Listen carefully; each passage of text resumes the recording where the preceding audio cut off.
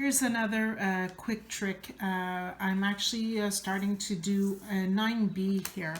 And first trick I'm going to show you is I finally opted to have one sheet per color. So in order for me to do the video, that's what I did, but you might find it to be more useful as well. So I've actually, number 9 is sequence is in the fabric B, and I've already got my 6B that I've just shown you, and so I started tracing 9B, sorry, on the interfacing as well, and so it was kind of confusing to figure out what to mark. And again, I referred back to this guideline, so I can see that there's a straight line.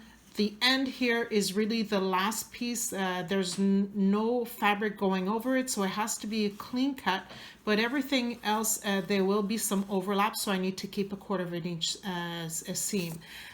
When I look at the design though, I see that there are some mains going over that are not there, which means that I do have to create my own line underneath the main, which is what actually I've done here. So now the last item was to decide exactly where do I start my my overlapping guides here.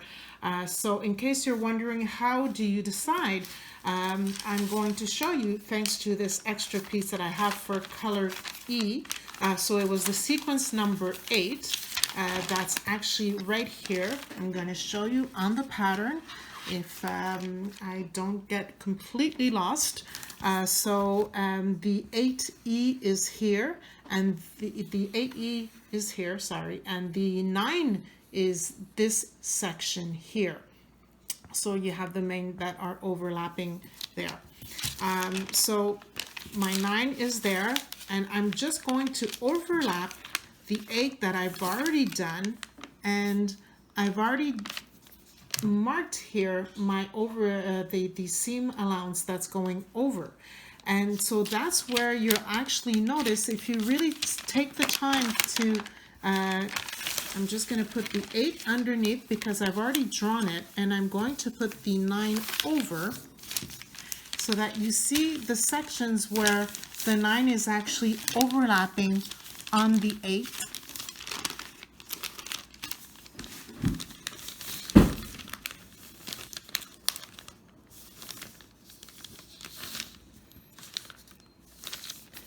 And here we go.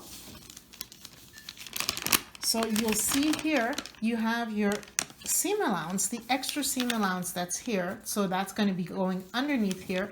So this is the intersection where you're going to need to start. See, you have your line here, you have the extra seam allowance that's here that then moves this way, and the 9 is actually moving upward.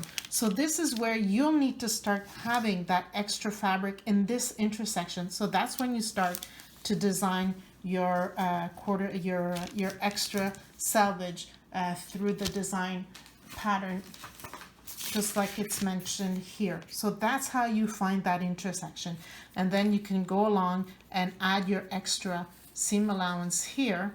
And again, when you're trying to figure out where do I stop on this section, you just see that the 7C, again, if you take your overlapping 7C here, you'll notice that this is where the intersection is, so you need to add that extra seam allowance in that area here, which is really tight with the 6B I've just done, but I'm going to make it work.